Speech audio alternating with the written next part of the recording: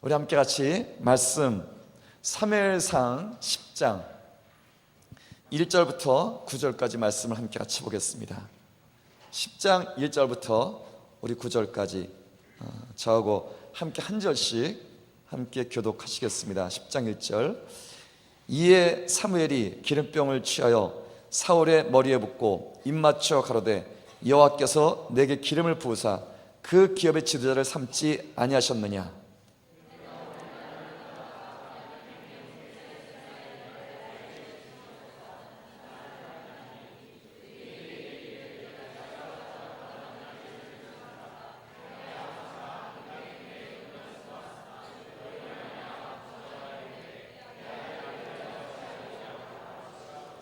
내가 거기서 더 나아가서 다볼 상수리 나무에 이르면 거기서 하나님께 뵈려고 베델로 올라가는 세 사람이 너와 만나리니 하나는 염소 새끼 셋을 이끌었고 하나는 떡 세 덩이를 가졌고 하나는 포도주 한 가죽 부대를 가진 자라.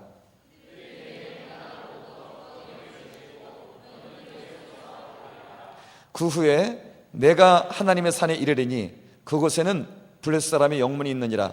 내가 그리로 가서 그 성읍으로 들어갈 때 선지자의 무리가 산당에서부터 비파와 소고와 저와 수금을 앞세우고 이언하며 내려오는 것을 만날 것이요.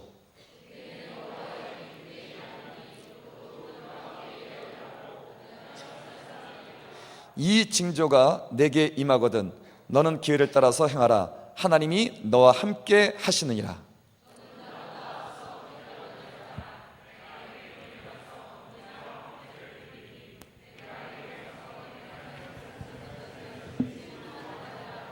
그가 사무엘에게서 떠나려고 몸을 돌이킬 때 하나님이 새 마음을 주셨고 그날 그 징조도 다 응하니라.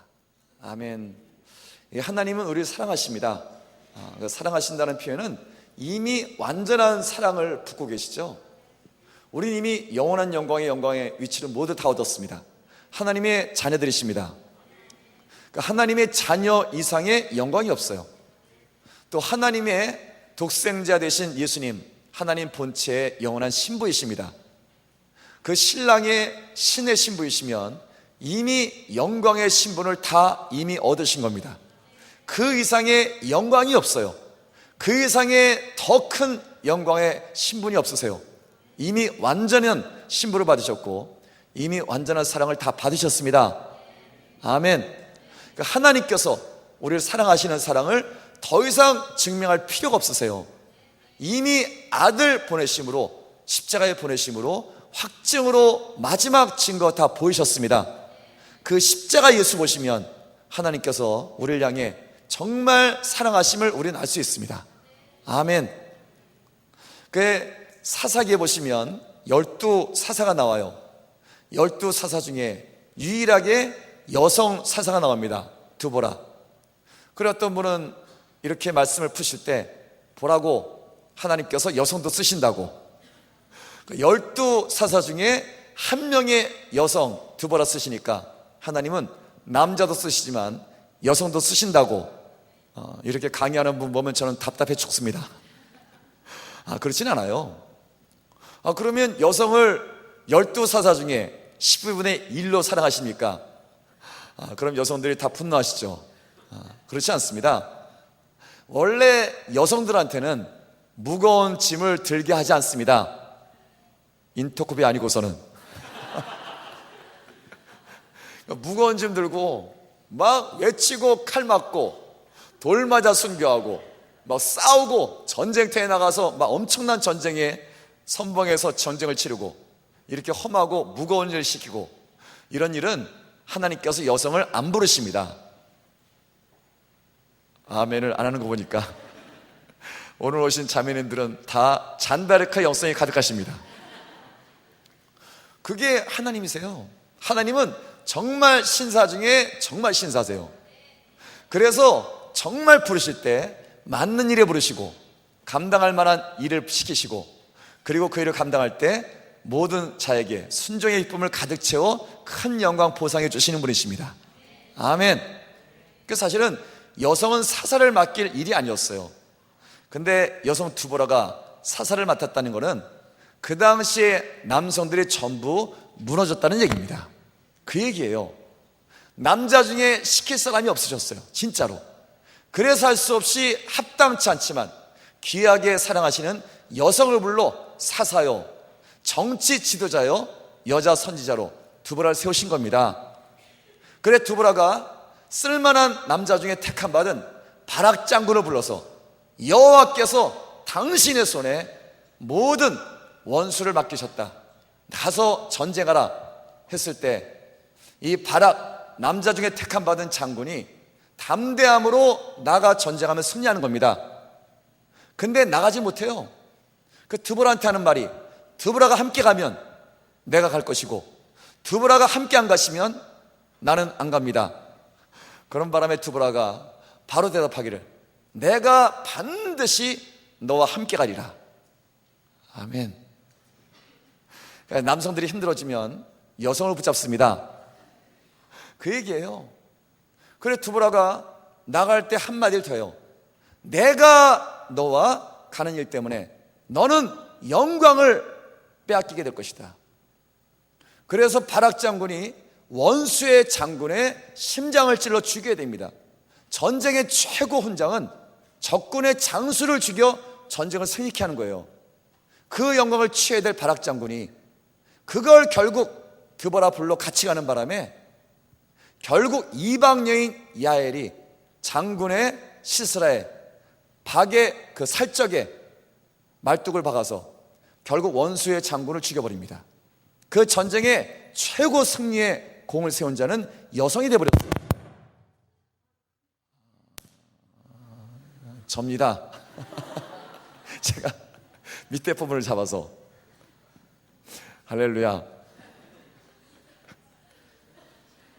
중요한 건 여성이 공을 세우. 이건 제가 아니에요. 네, 아멘. 하여튼 여성이 공을 세웠어요. 남성이 뺏기셨어요. 네, 그래서 여성을 세운 것이지, 사실은 주님은 우리 있는 존재 자체로 이미 우리를 사랑하십니다. 아멘. 그러니까 우리가 뭘 더했다고 더 사랑하시고 뭘 덜했다고 덜 사랑하시고 그러지 않으세요. 이미 완벽한 사랑을 생명을 다해 이미 부으셨어요. 더 이상 증명할 사랑이 없으세요. 아멘. 주님께서 우리를 사역자로 부르십니다. 또한 선교로 부르세요. 선교사로 부르세요. 선교사로 부르시는 이유는 부른 선교사를 더 사랑스러운 존재를 만들기 위함이 아니세요. 그래 자꾸 착각하시는 겁니다. 선교사로 불러서 선교지에 보내는 이유는 우리를 더 사랑스러운 존재로 회복하기 위함이 아니고 그분은 이미 완전한 사랑을 붓고 계세요. 더 이상 버틸 사랑이 없으세요. 생명을 다 하셨어요. 아멘. 선교사 부른 건 더 사랑받는 존재로 만들기 위함이 아니고 선교사 보내서 더 많은 영혼을 구원해 멸망당할 수 없는 자기의 자녀를 살리기 위함이십니다. 아멘. 초점은 선교사가 아니에요. 선교사가 가는 이유는 수많은 죄인들을 살리기 위한 하나님의 끝없는 사랑의 역사의 도구로 부름받는 겁니다. 아멘. 그게 사역자의 위치예요. 선교사든 어떤 사역자든 부름받아 더 위대한 존재가 되는 게 아니에요. 그래서 자꾸 십자가 길에서 우리가 벗어나는 겁니다. 그게 아니고 그를 불러 수많은 죄인을 더 구원하기 위한 하나님의 사랑의 역사에 부름의 그 자리를 불러 쓰시는 겁니다. 초점은 죄인들의 구원이에요. 민족의 구원이에요. 타타르 민족의 회복의 구원입니다. 아멘. 이걸 깨달으면 우린 끝까지 가는 길 변치 않고 주님 앞에 승리하고 마지막 영광을 주 앞에 드릴 수 있는 겁니다. 아멘. 그럼 주님은 사역자로 누굴 부르시나요? 주님의 기준과 우리의 기준이 틀립니다. 성경 말씀은 한 번도 변한 적이 없어요. 우리가 맨날 변해서 딴 길로 가서 늘 돌아올 수밖에 없어요. 하나님은 두 번째, 오늘 첫 번째 왕 사울은 다음에 얘기하고 두 번째 왕으로 택한 자가 다윗입니다. 근데 베들레헴에 모든 사람들은 다 알아요. 다윗 집안의 혈통을 다 알아요. 이스라엘은 족보를, 혈통을 중요하시는 민족입니다.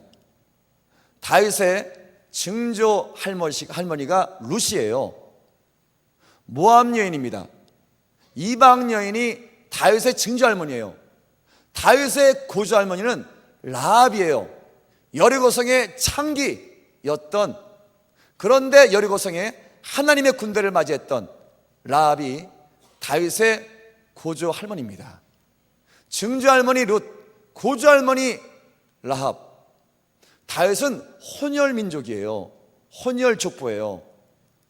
이걸 베들레헴 사람들이 모를 리가 없어요. 다윗은 그냥 유다 지파의 순수 혈통, 목동이 아닙니다. 그의 증조 할아버지가 보아스고 다 혼혈이에요. 혼혈의 이방 여인의 몸에서 나온 자가 다윗입니다. 아멘. 그래서 이스라엘 민족이 다윗을 힘들어한 겁니다. 골리앗 잡을 때는 너무 기뻤는데 다윗이 시편 쓰잖아요. 내 원수가 저 이방 민족이었다면 내가 참을 텐데 내 친구, 내 형제들이 나의 원수가 되었다고 시편에 끝없이 고백하지 않습니까? 다윗은 평생 멸시와 사람들의 비방받을 조건을 갖고 있었어요. 처음부터. 그러니까 하나님은 왜 그런 자 택하시는지 이해가 안 됩니다. 아멘. 그게 주님의 택함의 조건이에요. 우린 훌륭한 사람, 잘 준비된 사람, 누가 봐도 정말 존경할 수 있는 사람, 그런 사람을 주님 택한다 그러시는데 전혀 그런 적이 없으세요. 한 번도 그런 적이 없어요. 하나님은 누가 봐도 택하면, 저분 택하면 주님께 부담되는 사람 우리입니다. 아멘. 이 말에 기분 나쁜 분들은 다 회개하실지어다. 다 그런 분만 모아왔어요 지금요. 아멘. 인터컵은 그런 분들의 공동체입니다. 아닌 분들은 잘못 찾아오셨어요. 누가 봐도 주님께 부담되는 사람들, 우리를 택하셨기 때문에 주님 늘 고생이 많으세요. 우리 때문에 선교의 영광의 역사가 어쩌면 주변 사람들에게 부담될 수도 있어요. 그런 사람을 반드시 주님은 택하셨고 한 번도 이 조건을 바꾸신 적이 없어요. 아멘. 첫 번째 왕 사울 누굽니까? 사울은 베냐민 지파의 사람이에요. 베냐민 지파는 지파 12지파 중에 막내 지파입니다. 막내 아들 베냐민의 후손이에요. 그래서 이스라엘 민족은 막내 지파 가운데 지도자가 안 나온다는 게 그들의 생각입니다. 막내는 종 같은 자예요. 장자가 나오고 막내는 종입니다. 근데 첫 번째 왕을 택하셨는데 하나님께서 12번째 막내 베냐민 지파에서 왕을 택하신 거예요. 그래서 사울이 그렇게 못 나온 겁니다. 왕으로 부름받아 기름 부을 때 도망가 숨어버리잖아요. 사무엘한테 내 집안이 누굽니까? 가장 작은 지파, 가장 볼품없는 집안에 내가 어찌 왕이 되겠습니까? 하고 겸비함을 보이잖아요. 그 사울왕의 겸비가 아니에요. 진짜 베냐민 지파가 그런 지파입니다. 사울은 그런 집안 사람이에요. 그래서 첫 번째 사울이 택함 받을 때 어떤 비류, 불량배들이 저가 어찌 이스라엘 민족, 우리 민족을 구원할 수 있으랴 하고 그를 비방했습니다. 비방받을 조건을 갖고 택함 받은 자가 바로 첫 번째 왕 사울입니다. 아멘. 돌아보시면 하나님은 항상 그러셨어요. 12 사도도 다 그런 사람들이고 주님의 부름받은 사람들은 다 그런 자들이에요. 아멘. 이유는 그런 자들은 자기를 의지할 게 없으세요. 아무리 봐도 자기와는 아무 의지할 수치밖에 없으세요. 부름받은 건 은혜예요. 그래서 주를 섬길 때 주님만 의지하고 섬길 수밖에 없어요. 그게 믿음이에요. 어떤 사람은 주님만 의지하고 자기 안에 의지할 게 있어요. 그건 믿음이 아닙니다. 그래서 그런 자를 안 택하시는 거예요.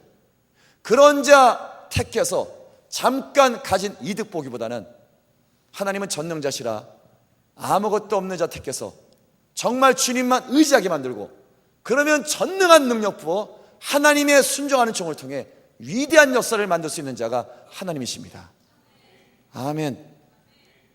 그래서 선교에 부름받고 따라다닐 때, 함께 우리가 움직일 때 나는 정말 합당치 않다 하십니까? 당신이 택함 받은 사람이에요. 아멘. 누가 봐도 내가 택함 받다, 참 옳다, 이런 말씀 마음에 품으셨다면 당신은 회개하셔야 됩니다. 아직 멋있어요.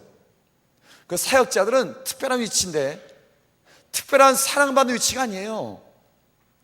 수많은 민족과 구원, 죄인을 위해서 부름받은 봉사와 사명의 위치지, 선교사라 특별하고 어떤 사역자가 특별하게 대접받는 위치가 전혀 아니십니다. 아멘. 주님은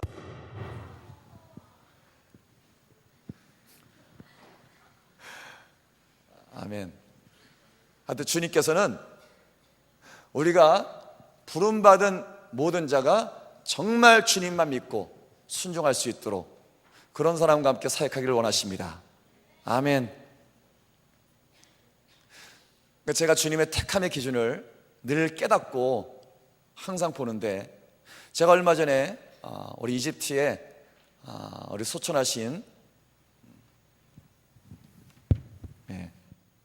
우리 김노래 선교사님, 제가 어떤 모임에 강의하고 있는데 갑자기 막 긴급 전화가 왔어요.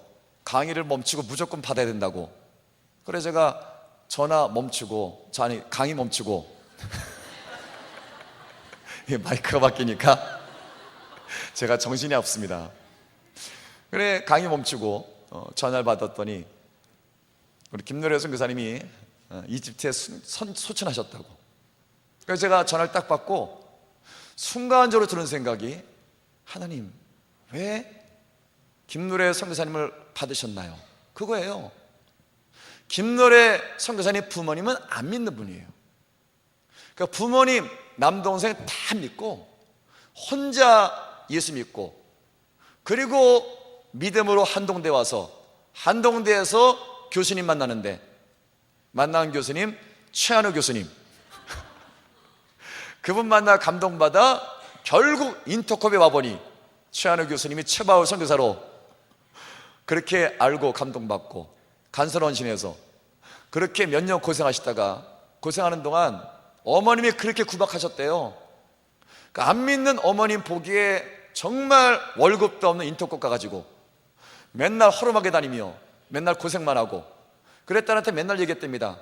예수님 믿으면 밥을 주냐, 예수님 믿으면 네가 잘 되더냐, 도대체 이게 뭐냐 하고 맨날 구박하고, 선교한다는 거 그렇게 막 걱정하고 반대하시고, 그걸 다 설득해서, 그리고 선교지에 가신 자매 선교사님이세요. 간지 1년 2개월밖에 안 됐어요. 아니면 그런 분을 부르세요. 부모님도 인터콥, 전 가족 인터콥, 그런 선교사 이집트에 계시는데 몇 분이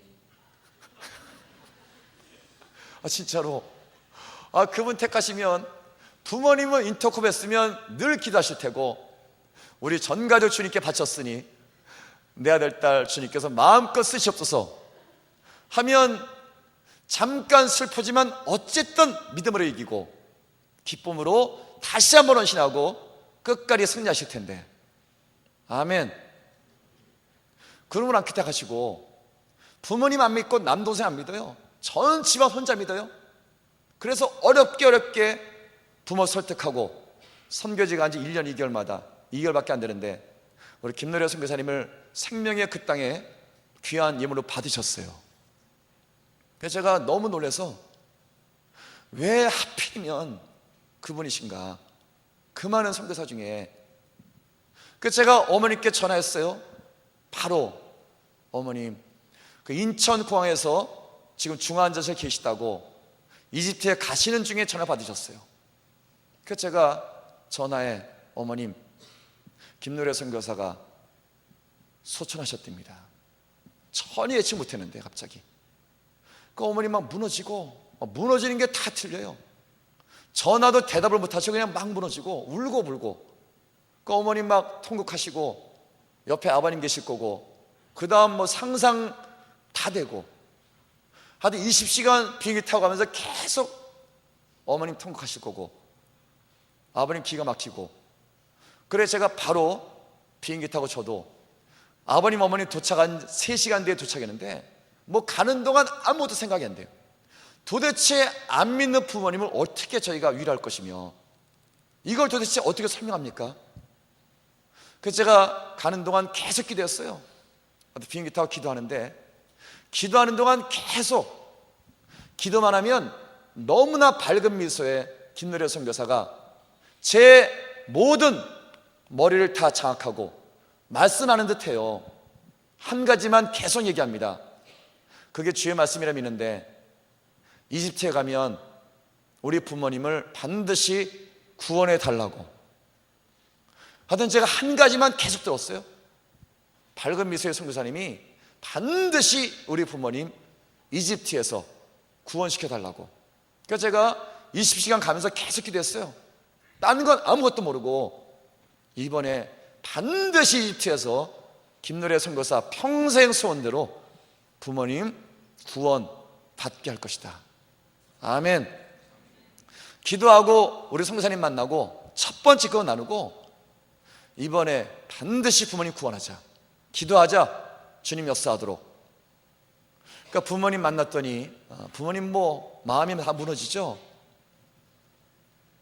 첫 번째 말씀은 따님 시신 가져오겠다 하시고, 저는 계속 설득하고, 부모님 시신 가져가시면 마음만 더 아프시고 젊은 자매니까 화장하시겠죠, 강물에 뿌리시겠대요. 더 마음이 아프십니다. 그러지 마시고, 김노래 선교사님의 삶은 이집트 교회의 큰 영적 자산입니다. 그 땅에 두셔야, 양화진에 선교사 묘지가 있어야 100년 지나도 한국교회가 이름을 기억하고 그분의 삶을 함께 나누고 책을 써서 모든 자의 마음을 감동시킵니다. 영적 자산이에요. 그래서 저희가 정말 설명을 드렸어요. 김노래 선교사님의 소원은 이 땅에 묻히는 겁니다. 이 땅에 계셔야 이집트 교회가 선교사님을 기억하고 그분의 삶을 따라 위대한 영광의 길을 걷습니다. 이 땅 교회 영적 자산입니다. 이 땅에 두셔야 되고, 다음에 마지막 저희가 말씀드린 건, 부모님 절대로 실망하지 마세요. 위로가 안 되시겠지만 부모님 김노래 선교사님 만나게 해드리겠습니다 라고 했어요. 진짜로 만날 수 있습니다. 부모님 예수 믿으시면 김노래 선교사 반드시 만납니다. 안 믿으시면 영원 이별이십니다. 정말 그렇게 얘기했어요. 안 믿는 분한테, 우시는 분들한테. 근데 부모님이 너무나 좋으신 분들이세요. 그 첫 번째 마음을 정리해줬어요. 맞다고. 따님을 이해 못하지만 이 땅에 묻겠다고. 아멘. 두 번째는 그 말을 진지하게 들으셨어요. 정말로. 그리고 부모님 쉬는 동안 저희 선교사들이 함께 모여서 회의하는데, 내일 장례배를 시신 묵기로 했으니까 장례배가 되는 겁니다. 이제 장례배를 어떻게 드릴까 하다가 제가 보니까 이집트 선교사님들이 얼마나 김노래 선교사 사랑하시는지 분위기가 다 그래요. 내일 장례배를 절대로 슬프게 하면 안 된대요. 장례배를 슬픔이 아니고 이집트 교회가 결단하고 선포하고 마지막 헌신할 수 있는 집회가 될 수 있도록 해야 된다고. 그래서 저는 듣고 있다가, 아니 장례배를 슬프지 않게 헌신 결단, 이집트 교회 선교 부흥 이렇게 해야 된대요. 그래서 제가 듣고 있다가 맞기는 맞는데, 그래 보니까 거의 내일 장례배는 선교 캠프 분위기예요. 우리 선교사님들이 진짜로. 그래서 제가 기도하다가 뭐 문제는 없겠다 하는 생각이 든 건, 첫 번째 이집트 현지인들은 한국교회가 장례배 어떻게 드리는지 모르세요. 한국교회 어떻게 장례배 드리는지 모르세요. 그러니까 처음 볼 거고, 믿지 않는 부모님들은 우리 기독교 장례배를 보신 적이 없으세요. 그러니까 우리가 어떤 예배를 드리던 이집트 현지 교인들은 한국 교회는 저렇게 장례배를 드리나 보다 할 것이고, 부모님은 저 모습이 기독교 장례배인가 보다 하실 것이니까 문제는 없겠어요, 진짜로. 그러니까 정말 저희가 그 밤에 정말 슬픔을 딛고 믿음으로 결단하고, 내일 장례배는 정말 은혜로 드려야 된다, 결단의 믿음이 나와야 된다. 그 선교사님의 메시지가 현지인 교회 가운데 살아있어야 된다. 아멘. 그 다음날 장례배 드리기 전에 부모님이 갑자기 오셨어요. 오셔서 하신 말씀이, 오늘 새벽에 부부가 결정하셨대요. 내 딸 평생 소원대로 우리가 예수를 믿고 교회를 가시겠다고. 아멘. 그 순간 모든 건 다 바뀌었어요. 승리입니다. 우리는 확신했어요. 아멘. 너무 기쁘고, 장례배 참석해서 장례배 시작을 오늘처럼 월드미션처럼 40분 찬양을 했습니다. 우리 SM 형제 하나가 감동과 결단과 고백의 찬양을 40분을 불렀어요. 아멘. 그러니까 장례배가 슬픔이었었는데 눈물로 고백의 찬양, 그 선교사님 삶을 기록하면서 다 함께 마음에 눈물을 담은 찬양 예배를 드리기 시작했습니다. 그리고 제가 메시지를 하게 되는데, 그렇게 은혜가 부어지는 장례배 메시지를 짧게 했겠습니까? 길게 했겠죠? 당연히 목숨을 다해야 되는데. 근데 제가 메시지 하면은 부모님을 위해서, 한국 분들을 위해서 한국말로 해야 돼요. 한국말에서 아랍말 통역할 선교사가 없답니다. 아랍말이 너무 힘들어서, 우리 팀뿐이 아니고. 그래 제가 한국말 하면 선교사님이 영어로 통역하고, 영어로 통역한 그 통역을 다시 아랍말로 3중 통역을 했어요. 그래서 제가 20분만 설교해도 1시간 예배가 나오는 겁니다. 그러니까 저도 너무 마음이 미어지고 감동도 받고 말씀도 있고, 그래서 저도 메시지 하다 보니까 결국 1시간 넘어버렸어요. 그리고 우리 선교사님, 인도하시던 선교사님이 갑자기 부모님을 불렀어요. 장례배 순서 가운데 부모님 나오셔서 하실 말씀 있으면 하시라고 했더니, 아버님 나오셔서 유미야 사랑한다 하고 우시면서 한 말씀을 더 하셨어요. 200명 이집트 현지인 앞에서 우리 부부가 오늘 아침에 우리 유미의 소원대로 예수를 배우고 교회를 가기로 결정하셨다고, 그런 표현을 쓰셨어요. 예수를 배우고 교회를 가시겠다고 했더니 200명 현지 그리스도인들이 전부 눈물을 흘리고 환호의 박수를 치고, 그 순간 완전 축제예요. 죽음을 이겼어요. 아멘. 다 기뻐 박수치고 환호하고, 부모님 두 분은 정말 그 중에 감동의 고백을 하시고, 그리고 마이크 받은 우리 박바울 선교사님이, 목소리 크신 분이 기도회 인도하는데 거의 선교 캠프 마지막 날 기도해요. 이거는 장례배 기도가 아니에요. 부모님도 믿었겠다, 선교사님 이 땅에 묻혔겠다, 감동으로 보였겠다. 200명 마지막 기도회 인도는 거의 선교 캠프 마지막 기도회. 그러니까 긴 노래 선교사님의 삶을 따라 전부 선교사가 되어 아랍권의 모든 민족을 회복하는 이집트 교회로 일어나라. 아멘.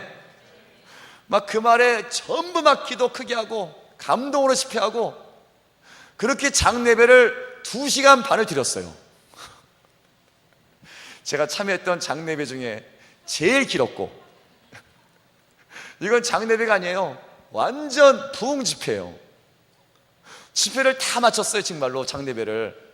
그랬더니 아버님이 오셔가지고 위로받으시고 저한테 하신 말씀이, 기독교 장례배 너무 좋대요.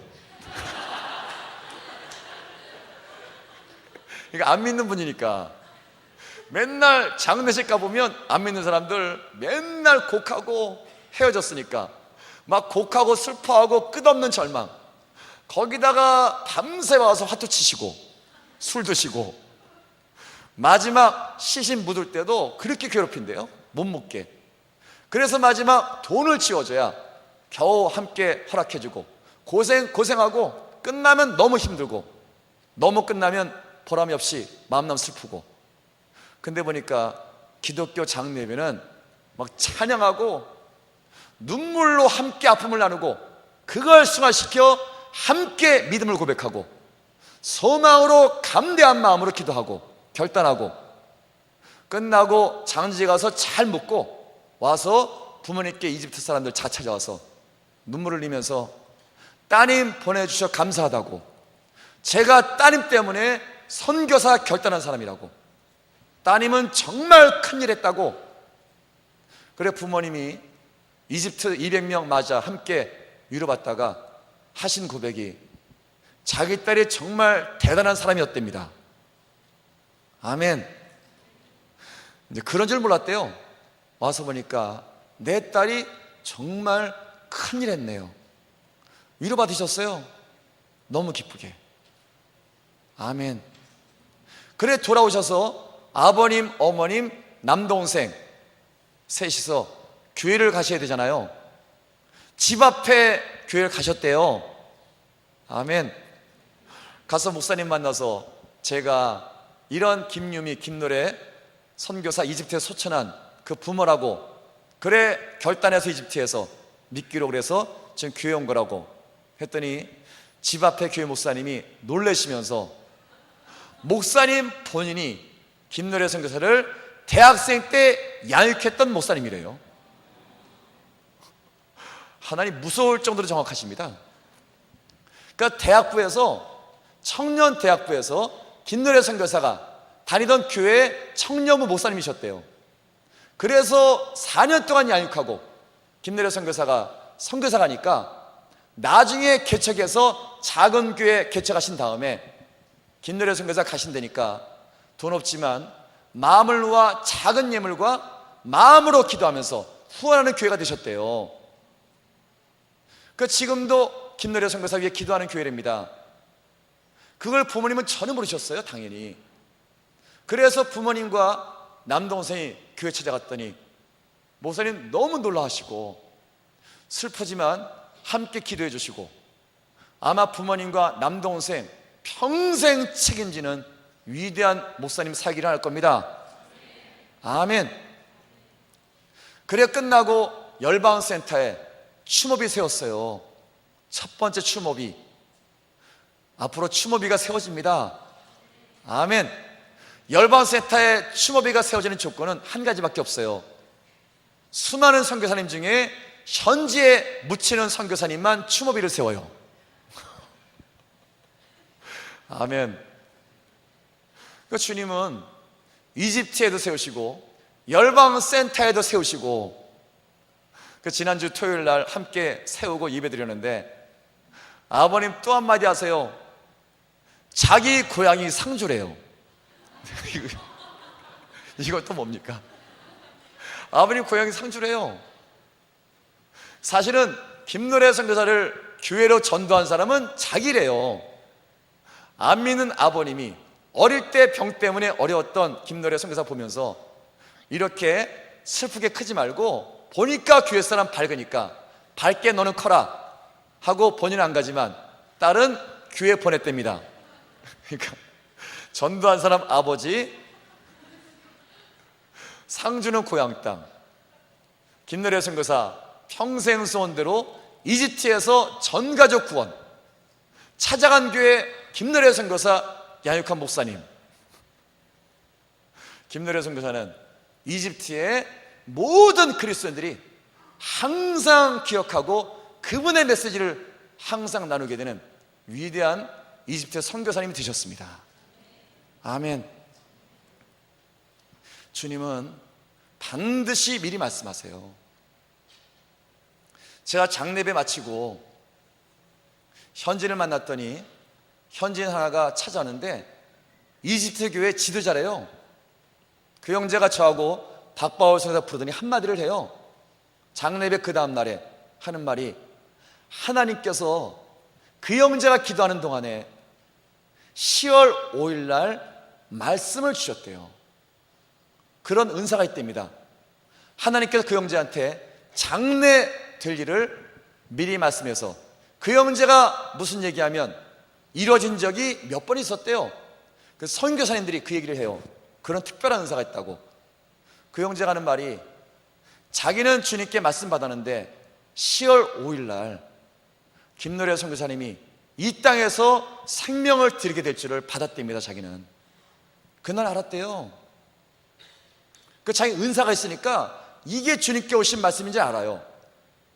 그때는 김노래 선교사님이 건강할 때예요. 아무 문제 없을 때입니다. 그 얘기 받고 하루 이틀 뒤에 병원 다니기 시작하셨어요.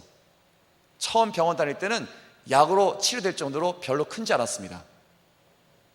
그러니까 그 형제님은 얘기하기를, 그때 선교사님이 병원 다니기 시작할 때 자기는 확신했대요. 정말 이분을 데려가신다. 그러니까 말 못하죠. 이걸 어떻게 감당합니까? 말을 못하고 혼자만 위해 기도하고, 기도할 때마다 이 한국 선교팀이 이 생명의 주님의 취하시는 역사를 반드시 감당하고 이길 수 있게 해달라고 기도하셨답니다. 아멘. 사고 아니에요. 아멘. 우연은 없습니다. 하나님은 이집트의 귀한 생명으로 김노래 선교사를 택하신 거예요. 우리 기준과 전혀 달라요. 부모님 다 인터콥, 전 가족 믿음의 그리스도인, 가문 대대로 4대째 믿는 그리스도인 집안 선교사 아니에요. 부모님 안 믿고 어쩌면 가장 합당치 않아 보이는 그분을 1년 2개월 안 된 20년 선교사 아닙니다. 우리 그런 생각이 있어요. 20년 선교사하면 주님 대단히 사랑하신다. 그렇지 않다니까요. 이미 모든 자를 완벽하게 사랑하십니다. 아멘. 20년 사역한 선교사가 특별한 사람이 아니에요. 자꾸 그렇게 하시니까 우린 십자가에서 떠나는 겁니다. 20년 선교사가 좋은 이유는 20년 사역해서 20년 동안 수많은 이집트의 죄인들이 구원을 받은 겁니다. 그게 주님의 사랑일 뿐이에요. 그런 분들 가운데 택하신 게 아니었어요. 1년 2개월밖에 안 된 자매 선교사를 택하셔서 이집트 교회에 생명의 메시지를 전부 심어놨어요. 끝나고 이집트의 모든 그리스도인들이 저한테 하는 말이, 결단했대요. 김노래 선교사 함께 그분 가신 길 따라 우리도 내년 1월 3월 내에 반드시 옆에 나라 선교사 갈 것이다. 결단했습니다. 아멘.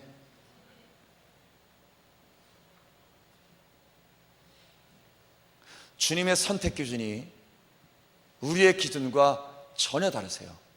근데 그분이 항상 옳습니다. 아멘.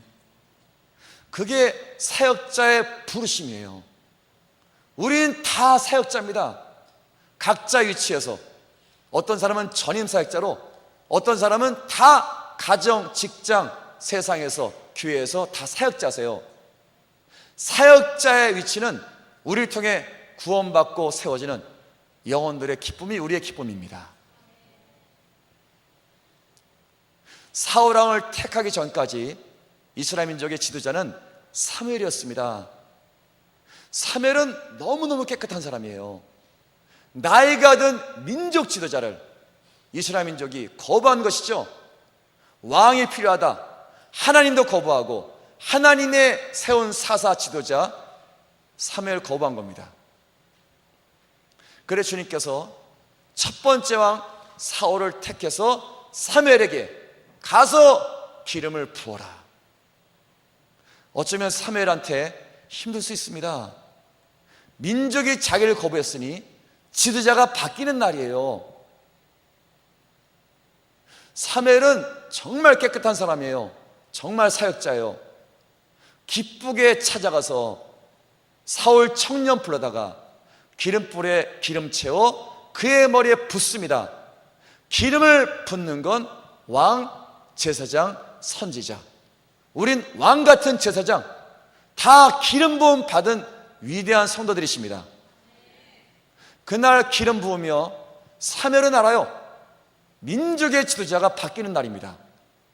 이걸 기름 붓고 사울한테 입을 맞춰요. 기쁘게 내어주는 겁니다. 그게 사역자들이에요. 아멘. 부르시면 쓰임받는 거고, 주님께서 그 다음 사람 지정하시면 넘겨주는 거고, 영광은 주님 받으시고 죄인들은 구원받고 사역자들은 주님의 영광을 찬양하면 되는 겁니다. 아멘. 그 사무엘 기쁘게 다 넘겨줘요. 그날 기쁘게 기름 부어 다 넘겨주고 사울이 왕의 부르심을 확인할 수 있도록 3가지 이언합니다. 그래서 사무엘이 사울 세우고 3번을 말씀으로 이언합니다. 첫 번째, 이제 네가 가면 베냐민 경계, 너의 지파 경계, 라헬 묘지 앞에서, 그러니까 라헬은 베냐민의 어머니죠. 라헬이 베냐민 나면서 죽습니다. 마지막 12번째 아들 낳다 죽어요. 라헬 묘지 앞에서 어떤 사람 만날 텐데 그 사람들이 와서 네가 찾던 암나기를 아버님 찾았다. 이제 아버지께서 너를 걱정하신다. 그 말할 것이다. 그 하나님은 사역자로 부름받으면 우리의 가장 첫 번째 가정의 문제를 해결하십니다. 아멘. 그러니까 주님을 따를 때 가정에 어려움이 있거든 걱정하지 마세요. 순종하시면 반드시 해결해 주십니다. 우리 김노래 선교사님처럼. 아멘. 아마 3주 전에 우리 남쪽에서 BTJ 스쿨 캠프가 있었는데 1박 2일 캠프, 우리 간사님께서 저한테 오시더니 어떤 믿지 않는 분이 이 캠프에 오셨대요. 우리 훈련생이 초청했답니다. 근데 저분이 안 믿는데 암 4기 말기 환자래요. 근데 저분만 믿으면 온 가족 다 예수 믿기로 결정하시고 온 가족이 다 캠프에 오셨답니다. 그 저한테 그 말을 왜 하는지 모르겠어요. 저는 부담만 되고, 아니 병 고치는 분은 주님이신데, 아니 자기들 기도해서 고치면 될 걸 왜 저를 그 말을 해서 부담을 주는지. 그래서 제가 그 부담을 받고 보니까 말씀 증거할 때마다 그분은 안 믿으시니까 잘 듣다가 주무시기도 하고, 가족들은 마음속에 부담이 크시니까 기쁜 표정은 별로 없으시고 저는 부담만 되고, 그래서 우리가 집회하면서 기도하고 마지막 잘 끝나는데, 근데 이번 주에 우리 간사님이 문자를 보내시고 그 초청한 자매님이 전화 오셨어요. 갑자기 뭘 하시냐면, 그 암 4기 말기 환자 안 믿던 분이 집회 끝나고 지난주에 서울의 어떤 큰 병원에 오셨나 봐요. 암 치료하기 위해서 와서 검사해 보니 암 환자 암세포가 하나도 없으세요. 싹 나버리셨대요. 제가 더 놀랬죠. 암세포가 없어졌대요. 그 집안 다 예수 믿기로 했대요. 할렐루야. 제가 그 얘기 듣고, 와, 전도 너무 쉽다. 이렇게 하면 한국교회 다시 부흥될 텐데, 암 환자만 싹 고쳐버리면 전 집안 다 예수 믿고 믿음의 부흥을 따라 다 기뻐하시면 선교사 나오고. 아멘. 하나님은 항상 그러셨어요. 우리가 순종하면 가족은 다 책임지세요. 걱정하지 마세요. 사울왕 택하시고 첫 번째 하신 말씀이 암나게 찾았다. 아버지 너 걱정한다. 빨리 돌아가라. 그거 일하신 겁니다. 아버지의 걱정을 해결하셨어요. 첫 번째. 두 번째, 베델에 하나님을 예배하러 사람들이 올라가는데 첫 번째 염소 새끼 셋, 두 번째는 떡, 빵 세 덩이, 세 번째 포도주 가죽 한 부대 들고 가던 자들이 사울 너를 만나 그 중에 빵 세 덩이 있는 자가 빵 두 덩이를 너한테 줄 것이다. 그게 두 번째 증거입니다. 그게 왕의 권리예요. 백성들의 빵 중에 왕의 필요를 채워주게 되고 왕은 그걸 받을 수 있는 권리가 있어요. 근데 재밌는 건 세 가지 중에 빵만 받아요. 이유가 있습니다. 염소 새끼 셋은 제사의 제물이에요. 하나님 겁니다. 포도주 한 가죽 부대도 관제라에서 술을 붓는, 포도주를 붓는 관제 예배가 있어요. 그것도 역시 하나님 거예요. 떡 세 덩이는, 빵은 주님께 제물이 아니에요. 본인들이 먹기 위해서 가져온 겁니다. 그러니까 본인들의 필요 중에 3분의 1을 왕한테 바치게 되는 겁니다. 이제 앞으로 그게 마지막 때 우리 사역자가 주의해야 될, 가장 주의해야 될 상황입니다. 하나님의 것을 건드리면 안 돼요. 아멘. 사역자는 특권의 위치가 전혀 아닙니다. 다 제사장이에요. 다 왕들이세요. 우리가 사역자로 부름받은 순간 특별한 위치가 되는 게 아닙니다. 우린 종이 되는 거예요. 아멘. 다 자유자인데 사랑으로 우리가 종으로 바치는 거예요. 마음껏 쓰시라고. 원하시면 내 생명도 이집트에서 받으시라고. 그래서 주님 택하신 거예요. 아멘. 하나님의 영광을 취할 수가 없어요. 백성들이 왕 같은 제사장에게 필요를 채워줄 거예요. 그 필요를 받고 기쁘게 섬기는 것이지, 영적인 우리의 위치를 가지고 부를 취한다든가 명예를 취하면 망하는 겁니다. 죽는 거예요. 주님은 정확하세요. 이 땅의 어떤 직분으로 특별한 대우를 안 하세요. 당연합니다. 회장, 어린 아이 전혀 차별 없으세요. 그분은 우주의 창조자세요. 영원부터 영원까지의 진리의 하나님이세요. 역사의 주관자십니다. 인간은 지표면 이상 나가면 아는 게 아무것도 없어요. 지표면 1km 밑도 아는 게 없어요. 지표만 있는 것도 아는 게 거의 없어요. 하나님은 이 모든 걸 지으신 여호와이십니다. 하나님과 인간은 엄청난 차이예요. 그 어마어마한 여호와가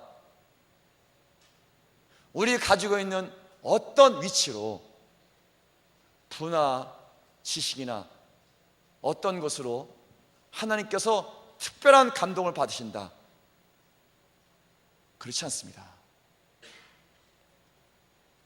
그걸 끝까지 붙잡아야 사역자들은 성공할 수 있어요. 변치 않고 주님께 영광 돌릴 수 있어요. 그래야 주님께서 마음껏 쓰시고 그를 통해 엄청난 구원을 이룰 수 있어요. 그럼 반드시 한국교회 다시 갑절 이상 부흥됩니다. 모든 주의 종들을 엄청나게 쓰셔서 하늘 영광 부어버리실 거예요. 아멘. 세 번째 예언의 말씀은, 네가 다시 가는 어떤 땅에서 선지자 무리를 만날 것이다. 그들이 찬양하고 비파, 소고, 북치며 찬양할 때 그들이 찬양 중에 예언하고 나올 것이다. 그래서 예배와 찬양 중엔 예언이 임합니다. 뭐 예언의 은사 그런 말이 아니에요. 찬양하고 예배할 때 하늘이 열려요.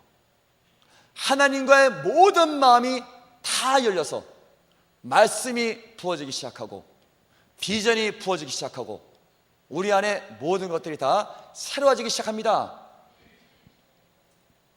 그 말씀을 하시며 너도 예언하게 될 것이다. 그 다음 표현이 그래서 새 마음을 받게 될 것이다. 그 새 마음은 기쁜 마음, 즐거운 마음 그런 거 아닙니다. 그게 새 마음이 아니에요. 사울은 농부의 아들이에요.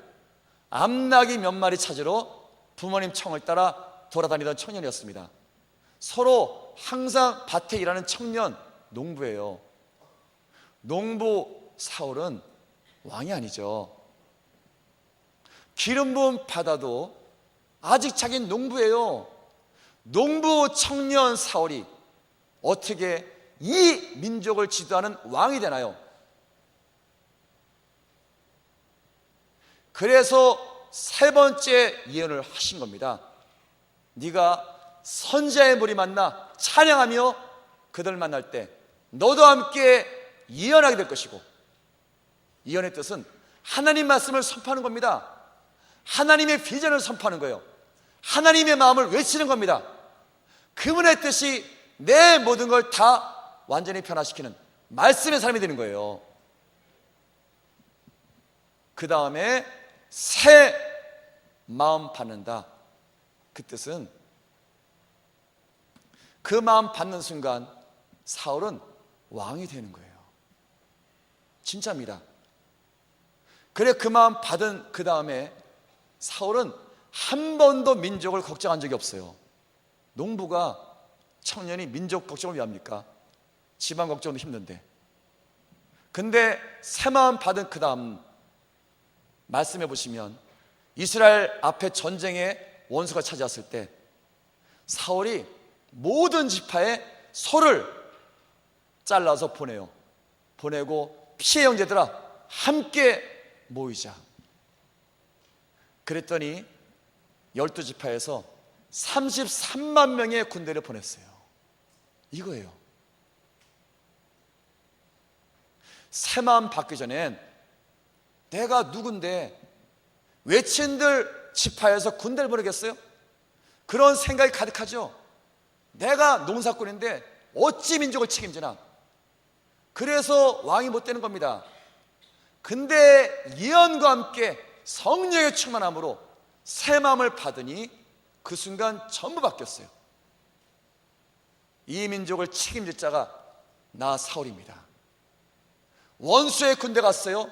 저 군대를 무찌를 자는 나와 나의 이스라엘 군대입니다. 그래서 믿음으로 보냈더니 33만 명이 왔어요. 33만 명을 세대로 나눠 전쟁에 이스라엘 민족을 구원한 첫 번째 왕이 되었습니다. 아멘. 내가 타타르스탄을 어떻게 책임지겠습니까? 그거예요. 내가 이집트를 어떻게 책임지겠습니까? 그거예요. 어떤 분들은 당신 같은 청년들이 어찌 한국교회를 책임지겠습니까? 그거예요. 그 마음을 받은 자는 아직 새 마음 안 받은 겁니다. 기름 부으심을 안 받은 거예요. 왕으로 세움받는 성령의 기름 부으심을 안 받은 거예요. 만약 기름 부어 왕으로 성도의 영광 회복시켰다면 기름 부음 받은 자는 받는 그 순간 새 마음을 받을 것이고 돌이키는 순간 새 사람이 될 것이며 그 순간부터 그의 모든 염려는 민족과 나라와 열방입니다. 아멘. 그 선교지에 가보세요. 이집트에 가보세요. 가봤더니 김노래 선교사님 소천하신 우리 선교팀이 모든 대화가 다 이집트예요. 도착한 지 한 달밖에 안 된 선교사도 모든 기도 제목이 다 이집트예요. 자기 생각은 없어요. 젊은 자매님 한 달밖에 안 되는데 그의 마음과 모든 소원 다 이집트예요. 8천만을 책임질 이집트의 왕이 되는 겁니다. 그게 새 마음이에요. 한국 민족을 책임질 수 있습니다. 아멘. 특별한 직분이 없어서 그게 아니에요. 기름 부으심 받아 새 마음을 받으면 한국 교회를 책임지는 겁니다. 우린 청년들이죠. 위대한 그런 분이 아니죠. 상관없어요. 어떤 분이 너희가 청년인데 네 인생 책임지지, 네가 어찌 한국교회를 염려하느냐, 그 말 하시면 우리 할 말 맞습니다. 기름 부으심 받은 하나님 사람들은 새 마음을 받아요. 그래서 한국교회를 기도하는 겁니다. 아멘. 그리고 민족을 살리는 겁니다. 우리 함께 기도하겠습니다.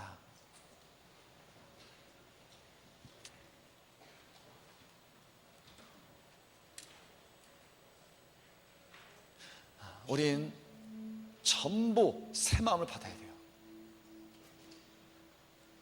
농부 사울이 어찌 왕이 되겠습니까? 기름 부음 받았다고 왕이 됩니까? 그는 될 수가 없는 자예요. 농사꾼입니다. 작은 지파에 시골에 서로 농사하던 자입니다. 그를 찾아와 사무엘이 기름 부었다고 왕이 되겠습니까? 자기의 정체성이 농촌 청년인데. 그래서 사무엘이 세 번째 예언하기를, 네가 선지자 무리를 만날 것이다. 그들이 찬양하는 중에, 찬양의 기쁨 중에 하나님 말씀을 외치게 될 것이다. 예언입니다. 내 생각 아니고 이 땅의 이야기가 아닌 하나님 말씀과 하나님의 비전, 하나님의 영광을 선포하는 예언. 그 예언을 기뻐 외치는 순간, 듣는 그 순간 사울도 여호와의 신의 충만함 받아 함께 외치기 시작해요. 하나님은 위대하시다. 이집트에 반드시 부흥이 온다. 타타르스탄이 반드시 부흥으로 일어날 것이다. 외치는 순간 사울은 그날 새 마음을 받아요. 그 마음 받은 순간 사울은 바뀌었어요. 이제 동네 청년이 아니에요. 새 마음 받는 순간 그는 왕의 마음을 받은 겁니다. 민족을 걱정하고 민족의 원수를 이겨야 되고, 원수의 군대가 왔다는 소식을 듣고 지파에다 전부 기별로 33만의 군대를 모읍니다. 33만의 왕이 돼서 원수의 적진을 격파하고 민족을 구원합니다. 그게 주님이었어요. 우리 함께 기도할 때, 주님, 제가 새 마음입니까? 제게도 성령을 부어서, 기름을 부어서 새 마음을 부어주시고 이제 이 민족의 왕같은 제사장 되게 하여 주옵소서. 민족을 품는 자가 되게 하옵소서. 왕처럼 민족을 살리는 자가 되게 하여 주시옵소서. 이곳에 하나님께서 한국교회에 다시 한번 기름을 부으사 모든 족속을 전부 제사 삼는 위대한 교회가 되게 하여 주시고, 한국 청년, 한국 남성 여성 전부 기름을 부으사 함께 찬양하며 예언하며 새마음 받아 새 사람 되게 하여 주시옵소서. 성령을 부어 주시옵소서. 함께 주님 앞에 기도하겠습니다. 주여,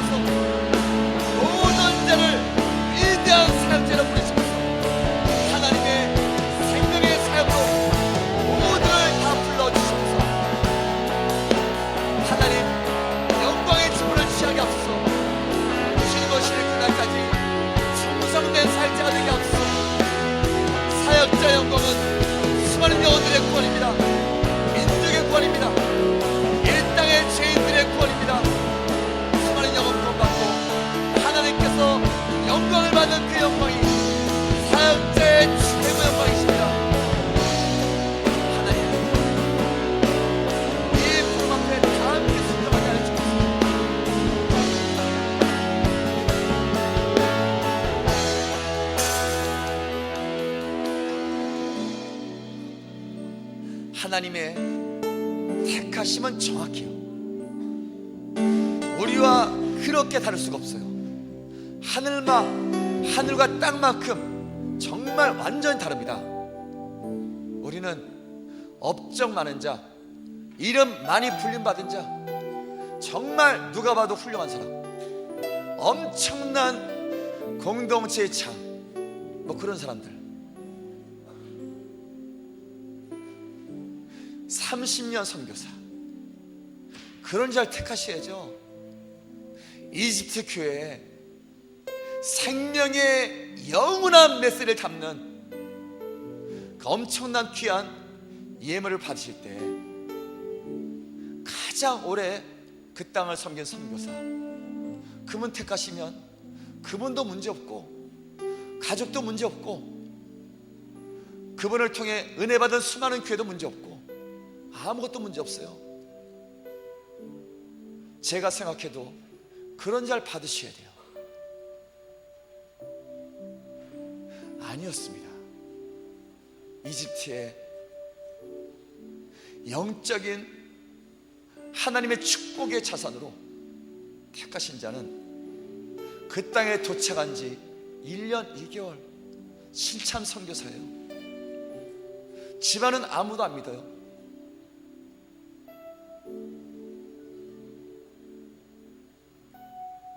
하나님의 택하는 기준이 정말 다른 겁니다. 혼혈의 집안에 다윗 택하듯, 막내 베냐민 지파에 사울 택하듯, 그래서 세상은 멸시할 것이고 하나님은 아무것도 의지할 것이 없는 그들 순전한 마음에 하나님의 능력을 부어 위대한 역사 하시는 겁니다. 그래서 부끄러운 자, 멸시받는 자, 세상에 아무것도 쓸모없는 자 택하신다고 바울이 외친 겁니다. 그게 그분 기준 맞아요. 이게 사역자들의 끝까지 잡을 십자가입니다. 사역자가 된다는 건 특권층이 아니에요. 천만의 말씀. 선교사 40년 특권층이 아니에요. 40년 선교한 수고는 주님 위로할 것이고 특별한 위치가 아니에요. 그게 아니고 40년 선교사로 그 땅에 구원받은 수많은 죄인들의 영혼이 주님의 가장 큰 기쁨이십니다. 그게 사역자예요. 우리 시간 기도할 때 주님, 우리 모두 다 귀한 사역자들이 되게 하옵소서. 우리 교회에서, 한국교회에서, 선교지에서, 모든 세상 구석구석에서 하나님 앞에 정말 충성된 사역자가 되게 하옵소서. 사무엘처럼 평생 번치 않고 언제든 기쁨으로 내어줄 수 있고 자기 가진 걸 민족을 위해 다 부었던 정말 충성된 십자가의 사역자가 되게 하여 주옵소서. 그런 사역자들로 한국교회 다시 한번 부흥시켜 주시옵소서. 주님께서 영광을 받아 주시옵소서. 함께 기도하겠습니다. 주여,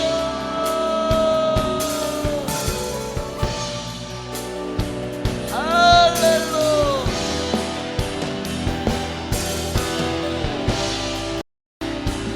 십자가 지게 하옵소서. 모든 사역자들이 다 십자가 지게 하여 주옵소서. 하나님이 가장 귀히 택하시는 자를 보게 하옵소서. 누구를 가장 귀히 택하시는지, 누구를 가장 위대한 영광을 택하시는지 다시 보게 하셔서 첫 번째 그 마음 마지막까지 변치 않게 하시고 주님 오시는 그날까지 우리 사역자들이 충성을 다하게 하여 주옵소서. 모든 주의 사람들이 다 함께 위대한 사역에 동참케 하여 주시고 생명을 살리고 죄를 구원하고 민족을 살리고 땅 끝까지 예수의 복음 증거하고 주님 오실 때 모든 족속의 지금 나를 맞았습니다. 그 즐겁게 주님께 영광을 드리는 모든 자가 되게 축복하여 주시옵소서.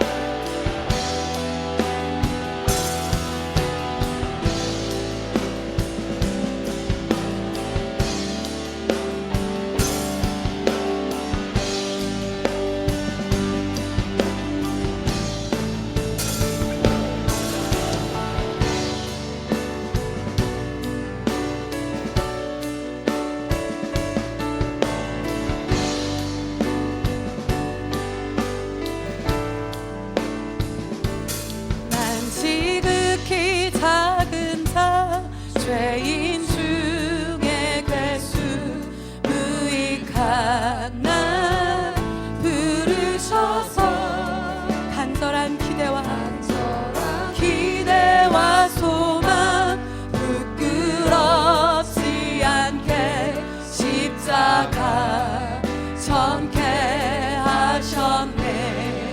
어디든지 가리라 어디든지 가리라 주 위에 서라면 나는 전하리 그 십자가 내 몸에 밴 십자가 그 보혈의 향기 온 세상 세울 때까지 살아도 주를 위해 죽어도 주를 위해 사나 죽으나 난 주의 것 십자가의 능력 십자가의 소망 내 안에 주만 사시는 살아도 주를 위해 죽어도 주를 위해 사나 죽으나 난 주의 것 십자가의 능력 십자가의 소망 내 안에 주만 사시는 것 난 지극히 작은 자 죄인 중에 괴수 무익한 날 부르셔서 간절한 기대와 소망 부끄럽지 않게 십자가 전케 하셨네. 어디든지 가리라 어디든지 가리라 주 위에 서라면 나는 전하리 그 십자가 내 몸에 밴 십자가 그 보혈의 향기 온 세상 세울 때까지 살아도 주를 위해 죽어도 주를 위해 사나 죽으라 나 주의 것 십자가의 능력 십자가의 소망 내 안에 주만 사시는 살아도 주를 위해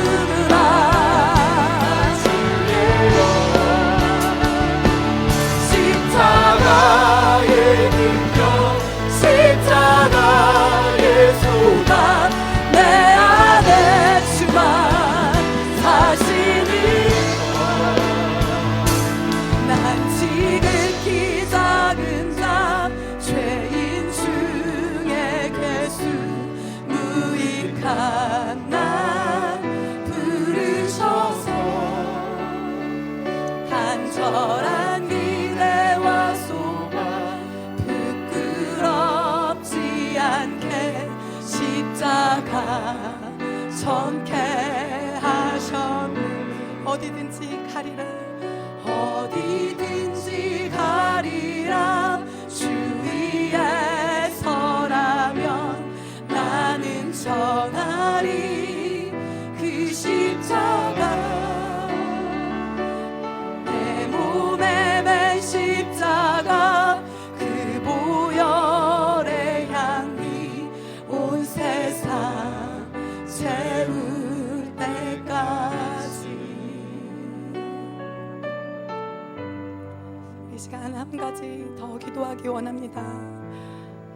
우리 김노래 선교사님의 그 거룩한 생명을 통하여 지금 이집트의 청년들이 하나님의 나라를 향하여 헌신하며 주님 걸어가신 그 십자가의 길, 또 우리 고 김노래 선교사님이 걸어가신 그 십자가의 길을, 그 사명의 길을 이제는 자신들도 그 뒤를 따라 걸으며 이집트의 또 이 아랍의 모든 열방의 부흥을 위해 일어나겠다고 고백하며 헌신하며 일어나고 있습니다. 이것이 이집트에서만 일어나는 일이 아니라 이제 모든 열방의 모든 민족 가운데 주 예수 그리스도를 따르는 우리 믿음의 선진들을 따라, 믿음의 사람들을 따라 일어나는 거룩한 그 생명의 역사가, 거룩한 헌신의 그 발걸음들이 우리 현지 교회와 현지 청년들, 현지 믿음의 그리스도인들을 통하여 계속해서 일어나게 될 것입니다. 우리 이 시간 기도할 때 하나님, 저 열방 가운데, 저 이집트 땅 가운데, 파키스탄 땅 가운데, 인도 땅 가운데, 모든 아랍 민족 가운데, 페르시아 민족 가운데, 하나님 저 중앙아시아 민족 가운데, 타타르스탄 가운데, 주님 저 모든 하나님의 이 열방의 민족들 가운데 하나님 이런 거룩한 고백을 가지고 일어나는 거룩한 기름 부으심을 받은 하나님 이 열방의 청년들이 일어나게 하여 주시옵소서. 열방의 하나님의 교회들이 일어나게 하여 주시옵.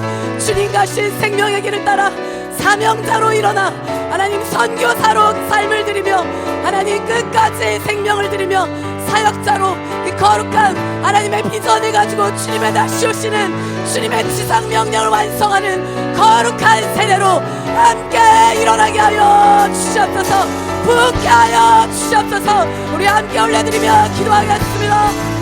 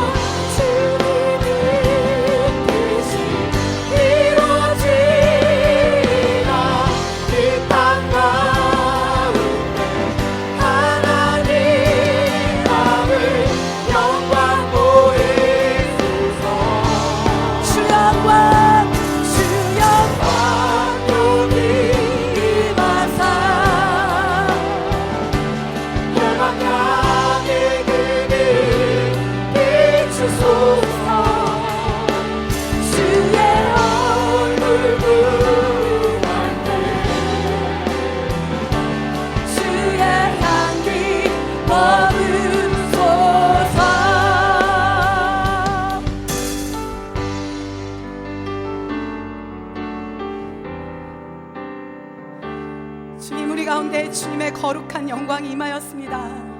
주의 거룩한 그 왕의 기름 부으심이 임하였습니다. 하나님, 우리 가운데 새 마음을 주시고 새 영을 주시고 이제 새 사람이 되게 하셨사오니 하나님, 우리가 이제는 연약하다 말하지 아니하고 할 수 없다 말하지 아니하고 주님의 나라를 향하여 주의 영광을 향하여 거룩한 부르심을 받은 주의 사역자들로 선교사들로 일어나게 하여 주시옵소서. 주께서 우리 가운데 저 민족과 열방을 맡기시고 하나님 이 땅을 유업으로 주셨사오니 하나님, 우리가 이 땅 가운데서 하나님 이 땅에 이 세상의 것들에 우리가 마음을 빼앗기지 아니하고 하나님 끝까지 영원한 하나님의 나라를 바라보며 주의 거룩한 부르심을 기억하며 생명 다해 주님 걸어가신 그 길을 따르는 자들 되게 하여 주시옵소서. 주님, 우리를 왕같은 제사장으로 불러주셔서 감사합니다. 하나님, 우리 가운데 믿음을 부어주시고 하나님, 우리를 통하여 저 열방의 한 민족을 살리고 하나님 저 민족의 운명을 바꾸는 하나님 그러한 선교사들로 사역자들로 기름 부어 일어나게 하여 주시옵소서.